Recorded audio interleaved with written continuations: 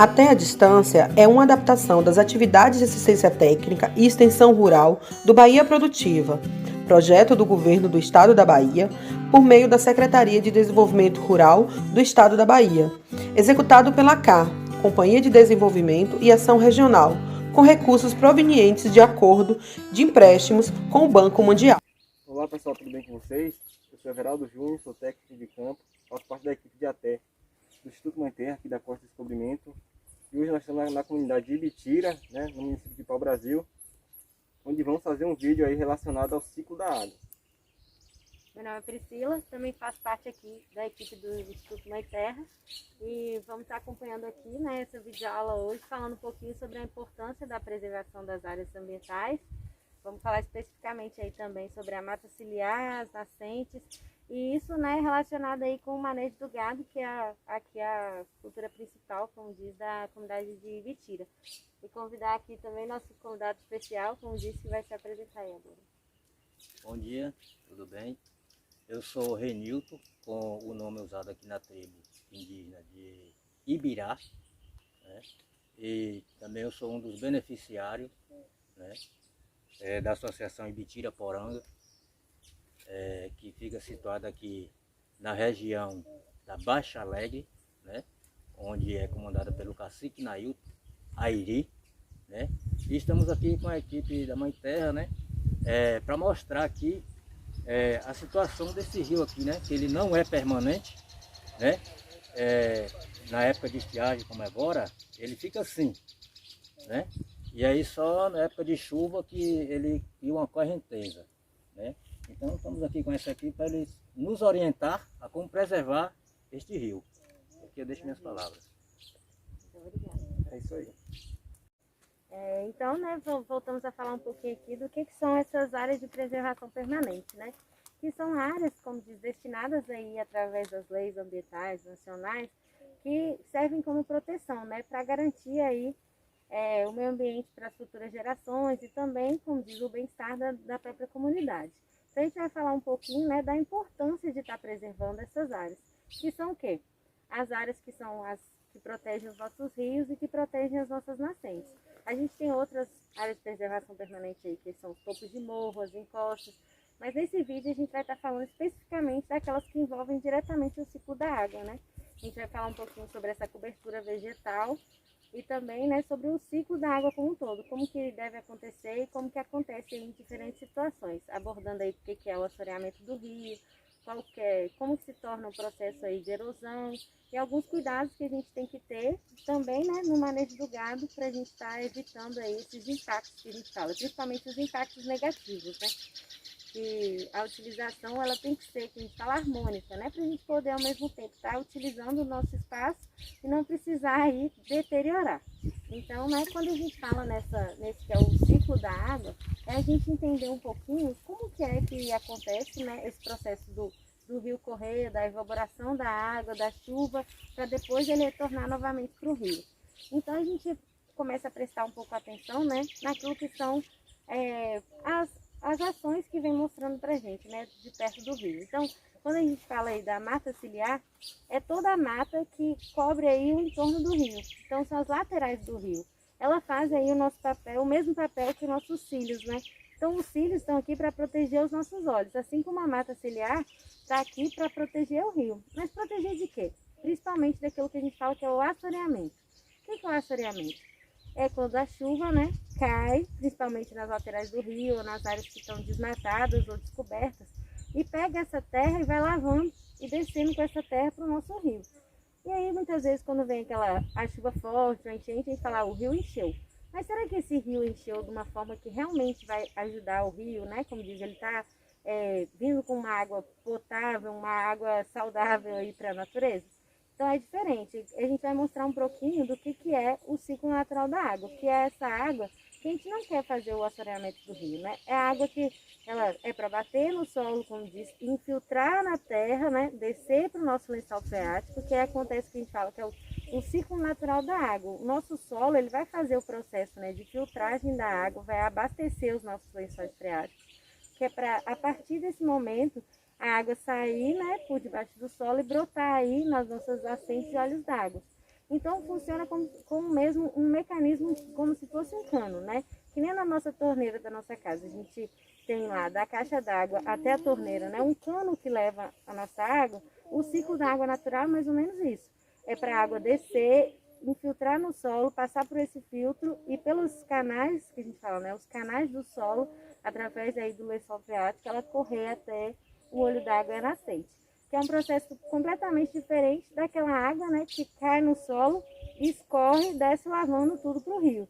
Que é como dizer, vai encher o rio, mas aí ao mesmo tempo vai encher o rio com o quê? Com terra, com lama e com outras coisas que muitas vezes dificultam até o novo que a gente fala, né? O olho d'água brotar. Então a gente está atento, né, a esses cuidados de como que é que a gente quer manter o nosso rio, né? Quais cuidados a gente deve tomar para a manutenção dessa mata ciliar.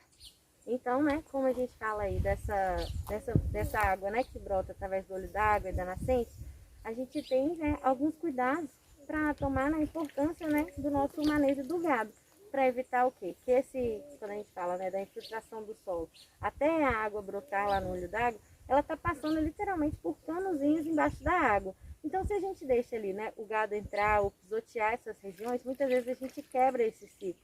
E aí uma água que já estava, por exemplo, brotando uma nascente, acaba que a gente fala, ah, matou a nascente. Na verdade, não matou a nascente, aquela água ficou dificultada, né, para sair, e através dessa dificuldade ela vai buscar um outro caminho, vai sair mais para frente ou na lateral.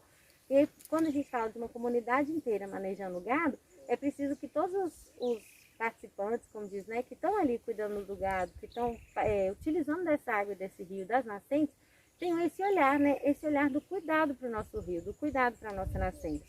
E entender que muitas vezes o animal, ele está sendo, as ações do animal estão sendo respostas daquilo que é o proprietário, né, que é o dono, quem está zelando por aqueles animais. Então, muitas vezes o boi que vem pisotear a nossa nascente, que vem para o rio, ele vem atrás da água, né? Ele vem buscar a água dele. Muitas vezes ele não está pensando naquele impacto. Então, cabe a nós, né? Quando a gente vai aí designar nossas áreas de zelo e tudo, a gente fazer os cercados, delimitar a área que o gado vai pisar, pensando tudo isso, né? Na compactação, na poluição que traz para o rio e também, né, na manutenção aí das nossas nascentes. No final, né, Júnior também vai trazer alguns outros cuidados em relação a... Pontos chaves aí em relação à água para o gado, né? Já que a gente vai delimitar a área da nascente, a área do rio, né? Ter os cuidados com a água do animal, né? Colocar caixa d'água, né? Algumas dicas, né? Para você estar utilizando aí na propriedade de você. Caso você tenha um rio, né? E você antes não tinha esse conhecimento, né? Deixava o gado, né, entrar no rio e fazer esse assoreamento, né? Como você falou. Se você deixa o gado solto, ele vai atrás da água. Então, ele não vai saber se vai degradar ou não o rio. Então, a gente tem que saber, né, delimitar essa distância mínima da nascente para o gado, né? A distância da cerca. Mais à frente a gente vai falar mais sobre isso. Então, retomando aqui, a gente vai falar um pouquinho, né, vai fazer uma demonstração, na verdade, né, uma demonstração prática, utilizando garrafa PET e alguns tipos de solo, para fazer essa demonstração do que é o ciclo da água, né, e principalmente sobre a importância da cobertura vegetal para garantir aí a preservação das matas ciliares, da nascente, e principalmente evitar aí o assoreamento do solo e o processo de erosão. Vou deixar aqui então também para vocês a figurinha, né? Essa figura agora que a gente vai mostrar o nosso ciclo da água, né? Só para relembrar aquela figura que a gente já está acostumado, né? Que é a figura aqui do rio descendo, né? A água que evapora, o ciclo natural se completando, né? Com a água chovendo no topo do morro e infiltrando pelo solo, né? De uma forma que ela vá brotar depois lá na frente, nas nascentes, fazendo de novo esse abastecimento, né, do fluxo da água. Continuando então, nós estamos aqui fazendo a nossa demonstração sobre a utilização de cobertura. Então nós vamos fazer 3 diferentes demonstrações. Uma utilizando a cobertura vegetal, uma utilizando a cobertura seca e uma com o solo descoberto. E a ideia é a gente conseguir reproduzir, mesmo que de uma escala pequena, esse ciclo da água, né? Como é o papel da água quando ela bate no solo? E qual é o impacto que isso tem, né? Seja de infiltração de água no solo, seja de escoamento superficial, seja dessa característica, né? De impacto do solo, de compactação, de assoreamento de rio. Então, convidar vocês, né, para estar observando um pouquinho junto com a gente, à medida que a gente vai jogando a água, né, em cada uma dessas situações aqui, seja ela utilizando uma cobertura de solo seca, uma cobertura de solo vegetal e uma de solo exposto, e observar a velocidade que a água está caindo, a velocidade com que a água está chegando no copo e a condição que essa água está chegando.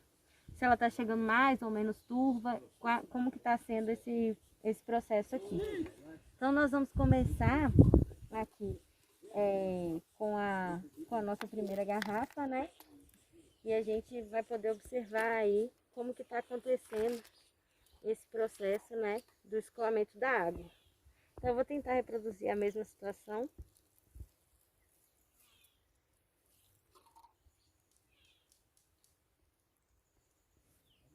Então, aqui, ó, a gente vê a primeira garrafa que está enchendo. E primeiramente, né, as folhas, né, elas descompactaram, né, que a gente fala, elas foram molhando, foram descendo um pouquinho, mas ainda não começou a escorrer água, então nós vamos jogar mais um pouquinho.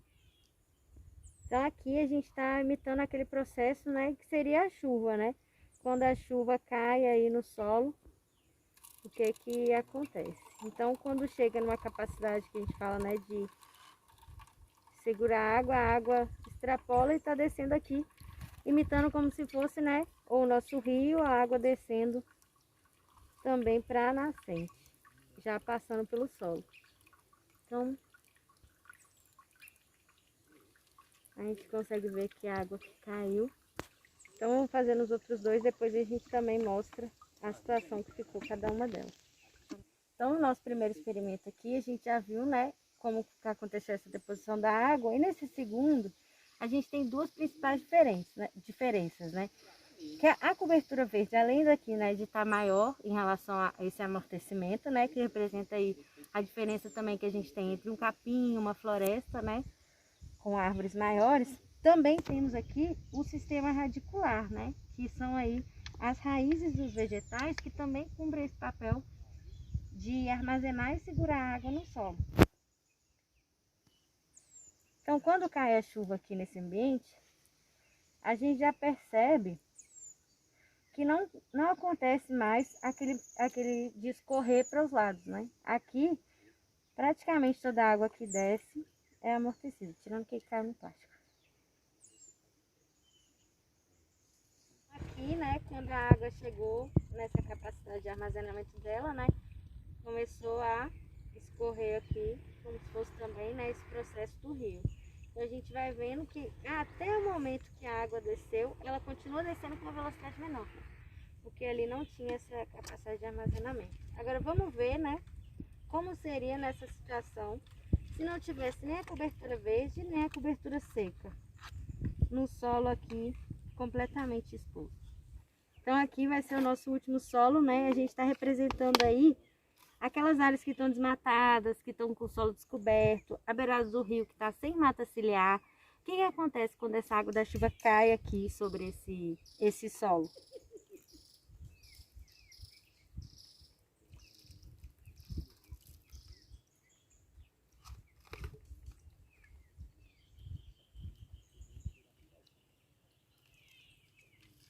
Então aqui a gente está jogando a água.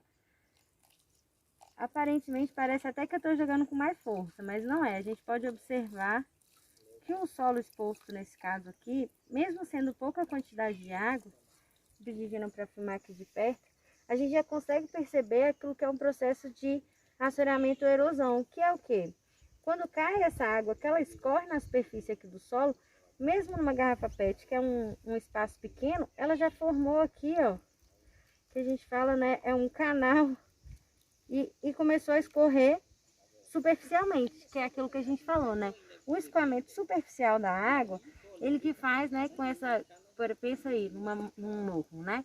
Que a gente pensa aí numa área desmatada. Que a gente joga, que a chuva cai, ela vem, né, escorrendo e trazendo junto com ela todo aquele resíduo, né, de terra diretamente para o rio. E aí o que acontece? Enche o rio, porém o rio está cheio também, né, desses resíduos, que é a terra que é responsável aí por esse assoreamento. E o que é esse assoreamento? É uma espécie, né, de entupimento aí do rio, que é quando o rio tem uma determinada vazão, né, feita para a água chegar da nascente escorrer, né, escoar aí as águas da nascente, e na verdade ele está sendo abastecido com uma água, né, que vem das laterais aí, que é diferente do processo de infiltração. Então, quando a gente trabalha aí pensando na chuva, passando, né, por esse ciclo natural, que a cobertura vegetal amortecida, que a água passa, né, diretamente para o solo, que infiltra, passando aí pelas raízes e descendo, né, passando pelas camadas do solo, chegando até o lençol freático, para depois, então, essa água chegar e abastecer os rios, é diferente da gente ver aqui. Superficialmente a gente já consegue ver. Então aqui, se a gente descobrir, né, você consegue pegar aqui, tá? Se a gente descobrir essa primeira camada aqui, né, que é o próprio solo seco, a gente vê que a terra que está embaixo, ela não foi compactada, ela não sofreu esse processo de erosão ou de assoreamento. Por mais que ela não tenha aí, né, as raízes, a cobertura vegetal verde, ela mesmo assim se manteve o quê? Coberta. Aqui o nosso solo, ele não estava exposto, ele estava realmente aí cumprindo com um papel, né, de não sofrer esse processo de assoreamento. Então, por mais que a gente não tenha como revegetar toda a área, o simples fato de a gente estar utilizando aí coberturas alternativas de solo, a gente já favorece e muito esse processo da infiltração da água no solo. Então, pela própria cor da água, a gente consegue observar aí, né, se teve essa mistura. Então, no próprio solo exposto aqui, quando a gente jogou a água, além do buraco que formou aqui, né, nessa canaleta, a gente conseguiu ver que o solo praticamente desceu aqui para baixo, né, misturou com a nossa água aí no escoamento.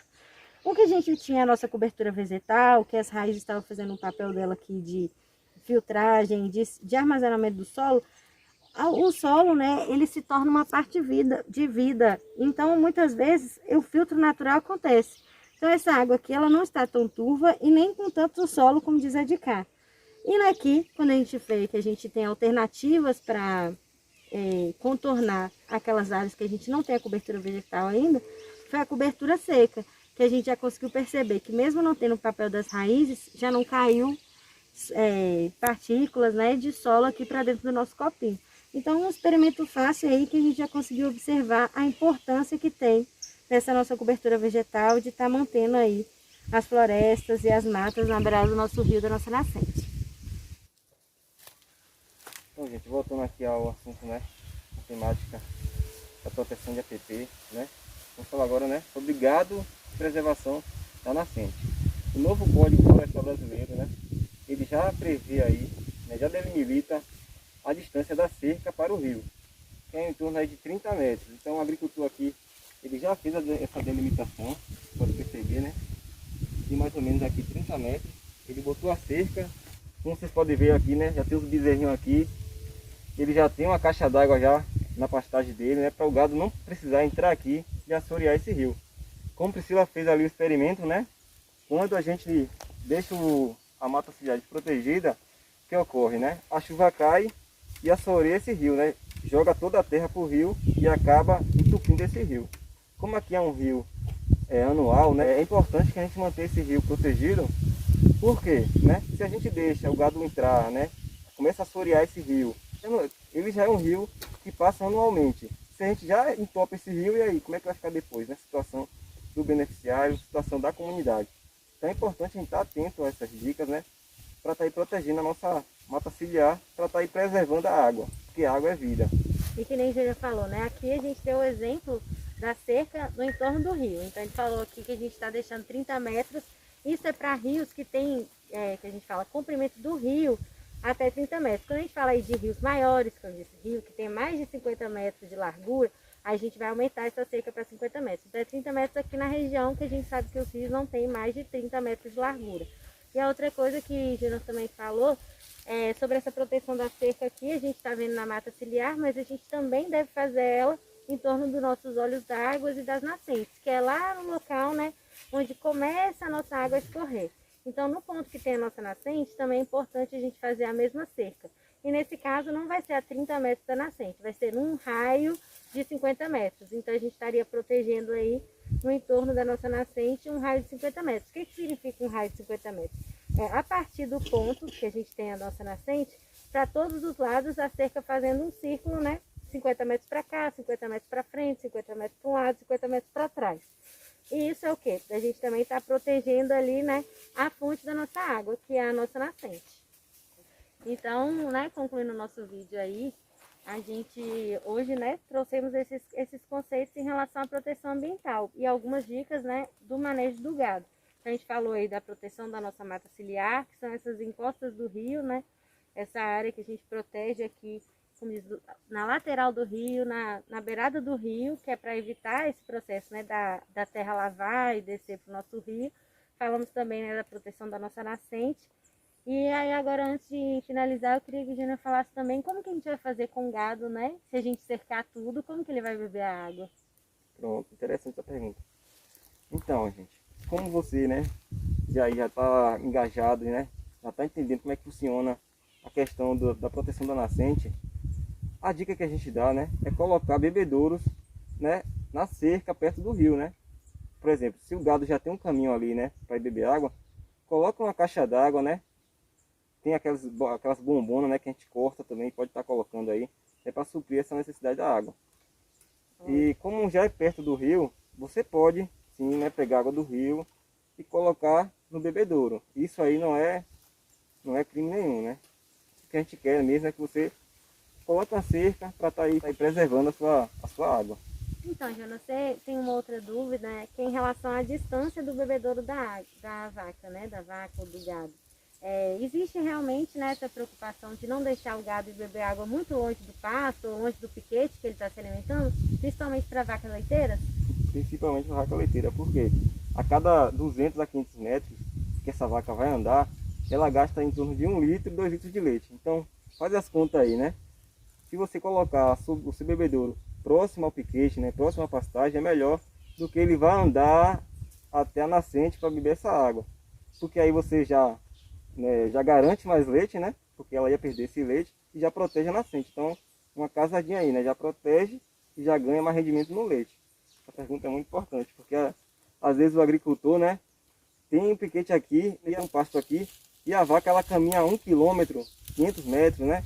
Mais ou menos aí para beber água. Aí você está perdendo leite, porque a cada 200 a 500 metros ela perde aí em torno de 1 litro a 2 litros de leite.